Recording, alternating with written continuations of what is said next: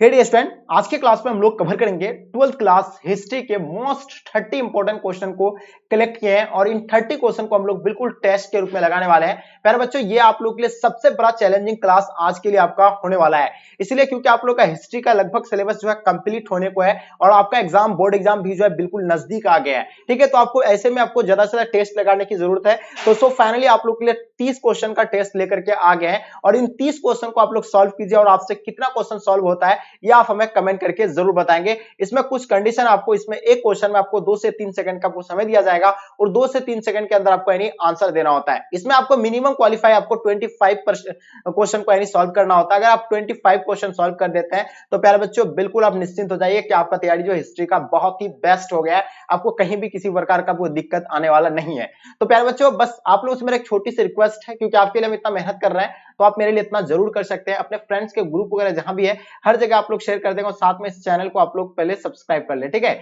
चलिए डियर हम लोग स्टार्ट करते हैं। आपके स्क्रीन पे आपके समक्ष में फर्स्ट क्वेश्चन जैसे कि देख पा रहे हैं आप लोग, पहला क्वेश्चन आपके स्क्रीन पे। ठीक है, त्रिपिटक के बारे में आ गया। आपका त्रिपिटक जो साहित्य संबंधित है, यानी कौन सा धर्म से संबंधित है। चलिए, बहुत ही इंपॉर्टेंट क्वेश्चन है। पहला ऑप्शन आपका दिया हुआ जैन धर्म से, बौद्ध धर्म में, शैव धर्म या आपका वैष्णव धर्म से। चलिए बताइए एक नंबर क्वेश्चन का आपका यानी आंसर क्या हो जाएगा। बहुत ही इंपॉर्टेंट क्वेश्चन। तो प्यारे बच्चों बिल्कुल आप लोग को पता होना चाहिए त्रिपिटक जो है ये किस धर्म से संबंधित है, ये बौद्ध धर्म से संबंधित है और आप लोग भी आंसर जो है बौद्ध धर्म में बता रहे हैं। जितने सारे बच्चे आप लोग बौद्ध धर्म में दे रहे हैं बिल्कुल आप लोग का आंसर परफेक्ट है। देखिए त्रिपिटक का मतलब क्या होता है, 3 टोकरियां, जिसमें विनय पिटक, अभिधम्म पिटक, सुत्त पिटक, यानी 3 पिटक होता है। ठीक है, तो अगर इन तीनों पिटक में से कोई भी पिटक का अगर नाम आपसे पूछा जाएगा तो आप याद रखिएगा यह क्या होगा, बौद्ध धर्म से संबंधित होगा। ओके, तो इसका आंसर आप लोग का क्या हो जाएगा, यानी ऑप्शन बी बिल्कुल परफेक्ट आंसर हो जाएंगे। नेक्स्ट क्वेश्चन आपके स्क्रीन पे आपके समक्ष में। ठीक है, आपको मिलता है यहाँ से 2 से 3 सेकंड का आपको समय में यानी आंसर देना होता है। प्यारे बच्चों जल्दी बताएंगे इसका आंसर क्या हो जाएगा। ठीक है, चलिए, कनिष्क का राज्यारोहण कब हुआ था। दूसरा नंबर क्वेश्चन आपके स्क्रीन पे 48 ईस्वी में, 78 ईस्वी में, 88 ईस्वी में, 98 ईस्वी में। तो प्यारे बच्चों आपको बताना कनिष्क का राज्यारोहण की बात हो रही है, तो कनिष्क का राज्यारोहण कब हुआ था, बिल्कुल आप लोग का समय समाप्त हो रहा है। हम लोग जानते हैं कनिष्क का राज्यारोहण जो है 78 ईस्वी में हुआ था और आप लोग जितने सारे बच्चे 78 ईस्वी बता रहे हैं बिल्कुल आप लोग का आंसर परफेक्ट आंसर हो जाएगा। ओके, चलिए आगे देखेंगे। तीसरा नंबर क्वेश्चन आपके स्क्रीन पे आपके समक्ष में। चलिए बताइए महाभारत का युद्ध कितने दिनों तक चला था। आपको मिलता है 2 से 3 सेकंड के अंदर आपको इसका आंसर देना होता है। ठीक है, तो प्यारे बच्चों जल्दी बताइए इसका आंसर आपका क्या हो जाएगा।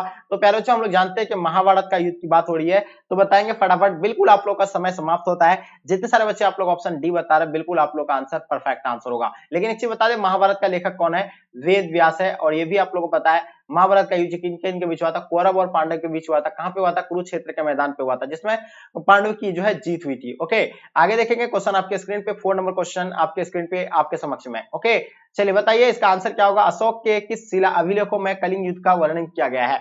तो देखिए अशोक के किस अभिलेख में जो है कलिंग युद्ध का वर्णन किया गया है, 10वीं में, 12वीं, 13वां या 16वां। तो प्यारे बच्चों बिल्कुल आप लोग का समय समाप्त होता है, आपको जल्दी से इसका आंसर देना है। अशोक के किस अभिलेख में कलिंग युद्ध का वर्णन मिलता है, तो ये बिल्कुल आप लोग का समय समाप्त होता है, ये 13वां शिलालेख में, और इसका आंसर आप लोग का सी बिल्कुल परफेक्ट आंसर हो जाएंगे। ओके, चलिए क्वेश्चन देखेंगे आपके स्क्रीन पे, क्वेश्चन नंबर 5 आपके स्क्रीन पे आपके समक्ष में। चलिए बताइए चोलों की सबसे छोटी प्रशासनिक इकाई क्या है। ऊर है, मंडलम है, वलनाडु है या कुर्रम है। तो बताइए यहां से आपको 5 सेकंड का आपको समय मिलता है, यानी चोलों की सबसे छोटी इकाई जो है क्या है, बिल्कुल आप लोग का समय समाप्त हो रहा है। प्यारे बच्चों उर कहा जाता है, इसको क्या कहा जाता है, उर कहा जाता है। ठीक है, इसका आंसर आपका परफेक्ट आंसर हो जाएंगे। ओके, आगे देखिएगा क्वेश्चन नंबर 6 आपके स्क्रीन पे, राज तरंगिणी के लेखक कौन थे। बताइए, ये क्वेश्चन काफी इंपॉर्टेंट है। राज तरंगिणी की बात हो रही है तो इसका लेखक आपका क्या हो जाएगा, बिल्कुल आप लोग का समय समाप्त होता है, यानी कलहन इसका आंसर आप लोग का ऑप्शन डी बिल्कुल राइट आंसर हो जाएंगे। ओके, यानी जो भी बच्चे आप लोग ऑप्शन डी बताएं बिल्कुल परफेक्ट आंसर होगा। क्वेश्चन देखेंगे 7 नंबर क्वेश्चन आपके स्क्रीन पे, अर्थशास्त्र की रचना कब हुई थी। बताइए अर्थशास्त्र की रचना कब हुई थी। पहला ऑप्शन आपके स्क्रीन पे 6ठी शताब्दी ईस्वी पूर्व में, 5वीं शताब्दी पूर्व में, 4थी शताब्दी ईस्वी पूर्व में या आपका 3री शताब्दी ईस्वी पूर्व में। तो बिल्कुल आप लोग का समय समाप्त होता है। अर्थशास्त्र के लेखक कौन है, कौटिल्य है, और ये कब इसकी रचना हुई थी, ये 4थी शताब्दी ईस्वी पूर्व में हुआ था, और आप लोग का समय समाप्त होता है। इसका आंसर आप लोग का सी बिल्कुल राइट आंसर हो जाएंगे। ओके, आगे देखेंगे क्वेश्चन नंबर 8 आपके स्क्रीन पे, पतंजलि के महाभाष्य से हमें जानकारी मिलती है, यानी पतंजलि के महाभाष्य जो है हमें किसकी जानकारी मिलती है, गुप्त काल की जानकारी मिलती है, प्रयाग मौर्य काल की, मौर्य काल की, या इनमें से कोई नहीं। तो बताइए पतंजलि के महाभाष्य से हमें किन की जानकारी मिलती है। प्यारे बच्चों फटाफट बताएंगे, आपको 2 से 3 सेकंड का आपको समय मिला है, इसका आंसर आप लोग बताएंगे तेजी से। ठीक है, तो क्या होगा इसका आंसर, फटाफट बताएंगे। पतंजलि के महाभाष्य से हमें जानकारी किन की मिलती है। चलिए तो बिल्कुल देखिए गुप्त काल की मिलता है, बिल्कुल आप लोग का समय समाप्त होता है प्यारे बच्चों।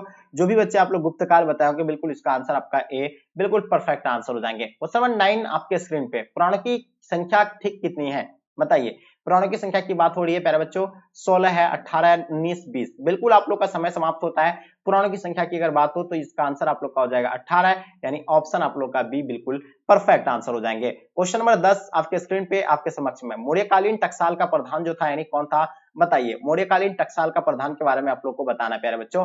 पहला आपका यानी कोषाध्यक्ष, मुद्राध्यक्ष, पनाध्यक्ष या लक्षणाध्यक्ष। तो बताइए इसका आंसर आप लोग का क्या हो जाएगा। यहाँ आपको मिलता है 2 से 3 सेकंड का अंदर आपको इसका आंसर देना है। बिल्कुल आप लोग का समय समाप्त हो रहा है। लक्षणाध्यक्ष यानी ऑप्शन आप लोग का डी बिल्कुल परफेक्ट आंसर हो जाएंगे। ओके, क्वेश्चन नंबर 11 है आपके स्क्रीन पे, अल्बेरुनी भारत में किसके साथ आया था, यानी अल्बेरुनी जो आए थे भारत यानी किसके साथ आए थे वो बताना। मोहम्मद गजनी के साथ आए थे, मोहम्मद बिन कासिम, मोहम्मद गोरी या तैमूर। तो बताइए अल्बेरुनी जो आए थे किनके साथ आए थे, बिल्कुल आप लोगों का समय समाप्त होता है, मोहम्मद गजनी के साथ आए थे और इसका आंसर आप लोग का ए बिल्कुल राइट आंसर हो जाएंगे। ओके चलिए आगे देखिए, क्वेश्चन नंबर 12 है आपके स्क्रीन पे, दिल्ली सल्तनत की प्रथम और अंतिम महिला शासिका कौन थी बताइए। आपके समक्ष 4 ऑप्शन दिया हुआ है। पहला ऑप्शन चांद बीबी, नूरजहां, राजिया सुल्ताना या मुमताज महल। तो बिल्कुल आप लोग का समय समाप्त होता है। हम लोग जानते हैं दिल्ली सल्तनत की प्रथम और अंतिम महिला शासिका राजिया सुल्ताना, बिल्कुल इसका आंसर आपका परफेक्ट आंसर होगा। ठीक है, इसका पिता का नाम क्या था, इल्तुतमिश था। ठीक है, क्वेश्चन नंबर 13 देखेंगे आपके स्क्रीन पे, निम्नलिखित में इतिहासकारों में कौन सा अकबर का एक समकालीन था। इनमें से कौन सा इतिहासकार जो है अकबर का समकालीन माना जाता है, फरिश्ता, बदायूनी, मुल्ला दाऊद, मुन्ना मोहम्मद खान। तो बताइए इसका आंसर क्या हो जाएगा। फिर से एक बार आप लोग क्वेश्चन को देख लीजिएगा, इसका आंसर आप लोग का क्या हो जाएंगे। ठीक है, हाँ, निम्नलिखित इतिहासकार में कौन अकबर का समकालीन था। चलिए अकबर का समकालीन आपको बताना कौन सा होगा, जल्दी बताएंगे। हाँ, इतिहास अकबर के इतिहासकार को यहाँ अबुल फजल था, लेकिन अबुल फजल आपका ऑप्शन में दिया हुआ नहीं है। बताइए और कौन होगा इसका आंसर।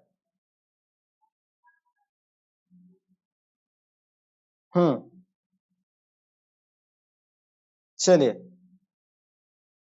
देखिए आपको बताना है, यहाँ आपको देखिए कुछ बदायूं बता रहे हैं बहुत सारे बच्चे, और बहुत सारे बच्चे क्या बता रहे हैं आप लोग, मोहम्मद खान बता रहे हैं। देखिए आप लोग इसका करेक्ट ऑप्शन आप लोग हमें जो कमेंट करके बताएंगे इसका आंसर आप लोग का क्या हो जाएगा। ठीक है, चलिए क्वेश्चन देखेंगे आपके स्क्रीन पे, दीन ए इलाही जो संबंधित है यानी किन से है बताइए। बाबर के साथ है, हुमायूं के साथ है, अकबर के साथ या जहांगीर के साथ। तो दीन ए इलाही का बताना आपको प्यारे बच्चों, इसका जो है संबंध यानी किससे है। तो प्यारे बच्चों आप लोगों को पता होगा, यानी ये जो होगा किससे होगा, अकबर के साथ होगा। और दीन ए इलाही का जो किया गया था 1581 में। ठीक है, और आप लोगों को ये भी पता होना चाहिए कि जो है अकबर के द्वारा सभी धर्मों का अध्ययन करवाया था, जिसमें कुछ ना कुछ उसको कमियां दिखा, तब जो है एक धर्म का निर्माण किया जिसका नाम क्या था, दीन ए इलाही था। तो ठीक है, इसका आंसर आप लोग का सी प्यारे बच्चों राइट आंसर हो जाएंगे। क्वेश्चन नंबर 15 आपके स्क्रीन पे, कुतुब मीनार का निर्माण किसने शुरू किया था। पहला ऑप्शन आपका कुतुबुद्दीन ऐबक, इल्तुतमिश, राजिया या आपका जलालुद्दीन खिलजी।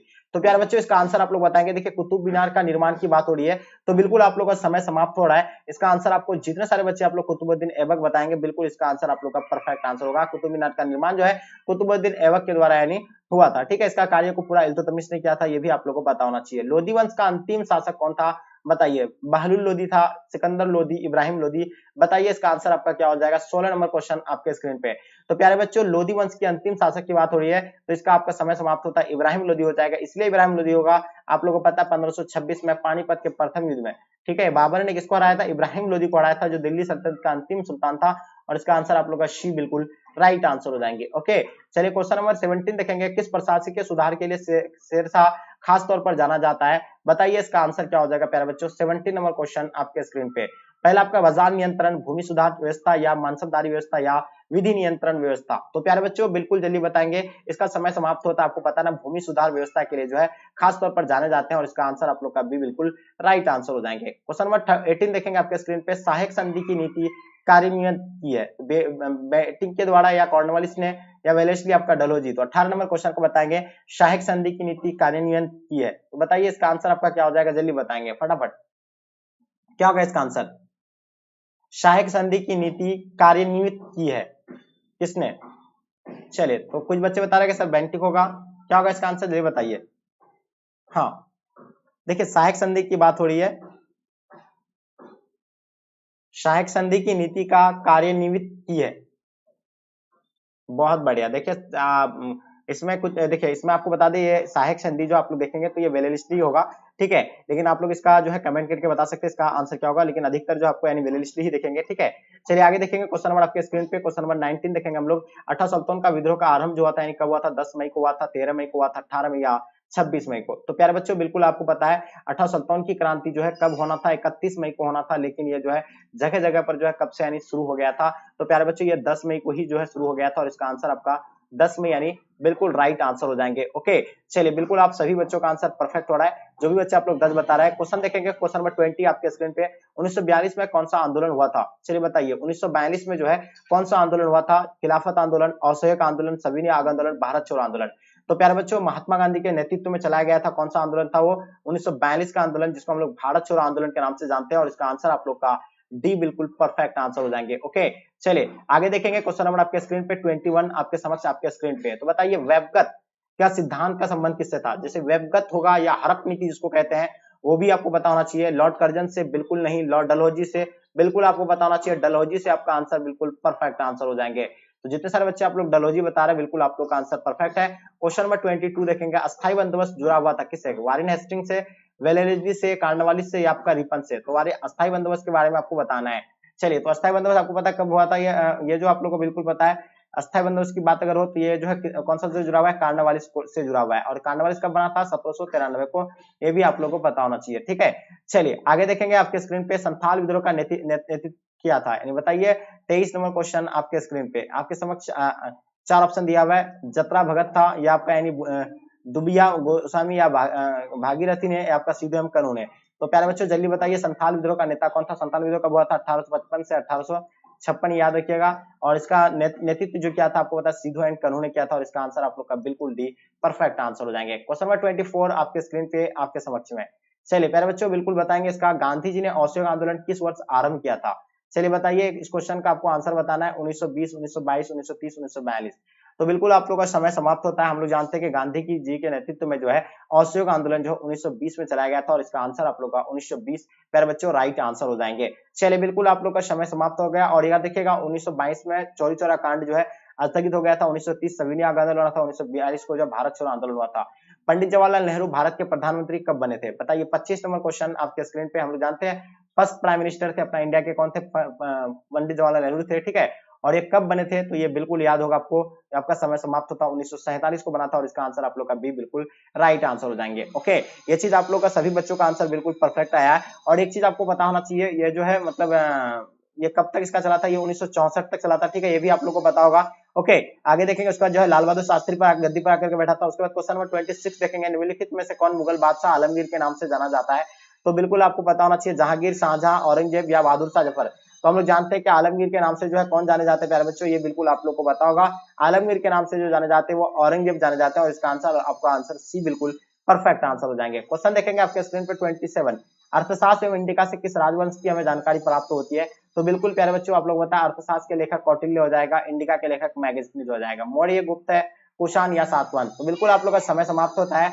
अर्थशास्त्र में इंडिका से किस वंश की जानकारी मिलती है हमें, तो ये जो मिलता है यानी मौर्य वंश से मिलता है। आप लोग का समय बिल्कुल परफेक्ट आंसर होगा, समय समाप्त होता है, इसका आंसर आपका मौर्य वंश राइट आंसर हो जाएंगे। क्वेश्चन नंबर 28 देखेंगे, स्तूप का संबंध जो है किस धर्म से प्यारे बच्चों, बिल्कुल बताएंगे। देखिए स्तूप के संबंध की बात हो रही है, जैन धर्म में, बौद्ध धर्म में, ब्राह्मण धर्म में, आपका ईसाई धर्म है। तो बताइए इसका आंसर आप लोग का क्या हो जाएगा। बिल्कुल आप लोग का समय समाप्त होता है। हम लोग जानते हैं स्तूप का संबंध जो है बौद्ध धर्म से होगा और इसका आंसर प्यारे बच्चों आप लोग का बौद्ध धर्म यानी राइट आंसर हो जाएंगे। ओके क्वेश्चन नंबर 29, एलोरा के कैलाश मंदिर का निर्माण जो है किस राजवंश ने किया था। 29 नंबर क्वेश्चन आपके स्क्रीन पे आपके समक्ष में, चौल, पल्लव या चालुक्य या राष्ट्रकूट। तो बताइए एलोरा और कैलाश के मंदिर का निर्माण जो है किस राजवंश ने किया था, फटाफट बताएंगे। चलिए बिल्कुल आप लोग का समय समाप्त होता है प्यारे बच्चों, इसका आंसर आप लोग का हो जाएगा राष्ट्रकूट यानी ऑप्शन आप लोग का डी बिल्कुल परफेक्ट आंसर हो जाएंगे। ओके जितने सारे बच्चे आप लोग ऑप्शन डी बता रहे हैं बिल्कुल सही है। बाबर की आत्मकथा का नाम क्या है, बाबर बताएंगे, बाबरनामा होगा या आगे देखिएगा इसका तुझके बाबरी होगा, किताबुल हिंद होगा या आपका रिहाला होगा। तो प्यारे बच्चों आपको बताना बाबर की आत्मकथा के बारे में बताना है। तो बिल्कुल आप लोग का समय समाप्त होता है। हम लोग जानते हैं बाबर की आत्मकथा का नाम क्या है, तो बाबरनामा है और इसका आंसर आपका जो होगा बाबरनामा बिल्कुल ए राइट आंसर हो जाएंगे। तो डियर ये जो था आप लोग का 30 क्वेश्चन मैंने मतलब कवर किया और इस 30 में से आप लोग कितने क्वेश्चन को जो है खुद से सॉल्व कर पाए हैं ये आप हमें कमेंट करके जरूर बताइए। यहाँ से आपको जो है काफी नॉलेज गेन हो गया होगा और इन सभी क्वेश्चन को आपको 2 से 3 बार आपको रिपीट करना चाहिए और साथ में अपने फ्रेंड्स के ग्रुप वगैरह जहां भी है हर जगह आप लोग शेयर कर दे ताकि आपके दोस्त लोग भी जो है क्लास में जुड़ पाएंगे रेगुलर, ठीक है। और साथ में आप लोग चैनल को सब्सक्राइब कर लीजिए, ठीक है, जो बच्चे चैनल को सब्सक्राइब नहीं किए, और बेल आइकन को भी ऑन कर लीजिए ताकि आपके पास नोटिफिकेशन जो है सही टाइम पे जो है पहुंच पाएंगे और आप लोग क्लास में जुड़ पाएंगे। ओके, तो डियर यहीं तक आज के क्लास को हम लोग इन करते हैं। जब तक के लिए जय हिंद जय भारत।